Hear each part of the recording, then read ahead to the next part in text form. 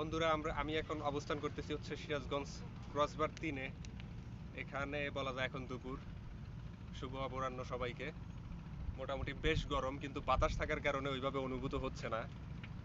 আপনারা দেখতে পাচ্ছেন আমাদের অবস্থা। এখানে প্রতিটা টারবাইন খুব সুন্দরভাবে ঘুরতেছে। এটা অনেক দিন পরে দেখলাম, এইভাবে আসা হয় না। আসা হইলে দেখা যাচ্ছে প্রত্যেকটা টারবাইনই বন্ধ থাকে।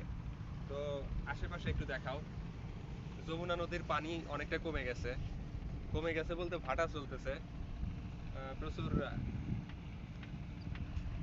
প্রচুর চর জেগে গেছে আর কি। ধু মরুভূমির ন্যায় অবস্থা। এই তো অবস্থা। এখানকার সার্বিক অবস্থা মোটামুটি ভালো। আমরা একটু হেঁটে এইদিকে একটু আগাই।